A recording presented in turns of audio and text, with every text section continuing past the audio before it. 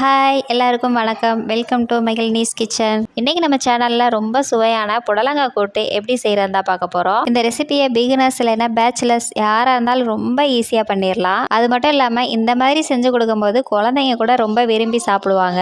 First இந்த புடலங்காய் கூட்டு பண்றதுக்கு ஒரு 50 கிராம் கடலை பருப்பு எடுத்து ஒரு மணி நேரம் நல்லா ஊற வச்சுக்கலாம். பருப்பு 1 மணி நேரம் நல்லா ஊறினதுக்கு அப்புறமா பருப்பை நல்லா கழுவிட்டு குக்கர்ல சேர்த்துக்கலாம். நான் மீடியம் சைஸ்ல ஒரு புடலங்காய் எடுத்திருக்கேன். அந்த புடலங்காயை வந்து நல்லா தோல் நீக்கி நல்லா சின்ன சின்னதாக கட் பண்ணிவிட்டு அதையும் குக்கரில் சேர்த்துக்கலாம். இது கூடவே மஞ்சத்தூள் கொஞ்சமாக சேர்த்து பருப்பும் புடலங்காயும் மூழ்கிற அளவுக்கு கொஞ்சமாக தண்ணி விட்டு குக்கரில் வந்து விசில் விட்டு எடுத்துக்கலாம். இது வெந்து நல்லா விசில் வரட்டும். அதுக்கு இடையில தேங்காய் பேஸ்ட் அரைச்சிக்கலாம். இதுக்கு இந்த கூட்டுக்கு தேவையான அளவு கொஞ்சமாக தேங்காய் எடுத்திருக்கேன். அது கூடவே ஒரு ஸ்பூன் ஜீரகம், ஒரு 2 பச்சை மிளகாய் சேர்த்துருக்கேன். உங்களுக்கு வந்து காரத்துக்கு தகுந்த மாதிரி நீங்கள் சேர்த்துக்கோங்க. இப்போ இந்த தேங்காய் பேஸ்ட்டை நல்லா அரைச்சி எடுத்துக்கலாம். இந்த தேங்காய் பேஸ்ட் வந்து ரொம்ப ஃபைன் பேஸ்ட்டாக அரைச்சிடாம லைட்டாக கொரகொரப்பாக இருக்கிற மாதிரி அரைச்சி எடுத்துக்கோங்க. அப்போ தான் சாப்பிடும்போது நல்லாயிருக்கும். இப்போ பருப்பும் காய் நல்லா வெந்துருச்சு. பருப்பு வந்து இந்த அளவுக்கு தான் வேகணும், ரொம்ப குழஞ்சிடக்கூடாது.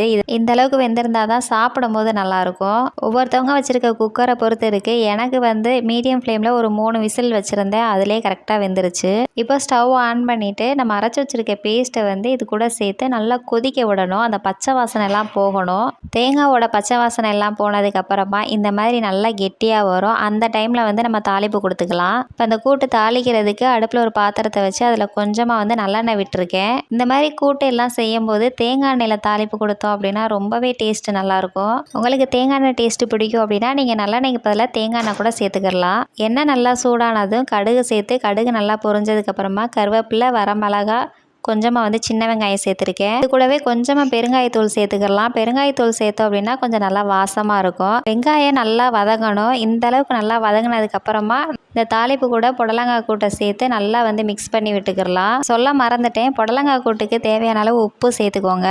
இப்போ ரொம்ப சீக்கிரமாக ஈஸியாக செய்யக்கூடிய புடலங்காய் கூட்டு ரெடி ஆயிடுச்சு. கண்டிப்பாக இந்த மாதிரி செஞ்சு பார்த்துட்டு எப்படி வந்துருந்துச்சு அப்படின்ட்டு கமெண்ட்டில் மறக்காமல் ஷேர் பண்ணுங்கள். நம்ம சேனலை யாராவது புதுசாக பார்க்குறீங்க அப்படின்னா மறக்காமல் நம்ம சேனலை சப்ஸ்கிரைப் பண்ணிக்கோங்க. நாளைக்கு வேற ஒரு வீடியோவில் பார்க்கலாம். பாய்.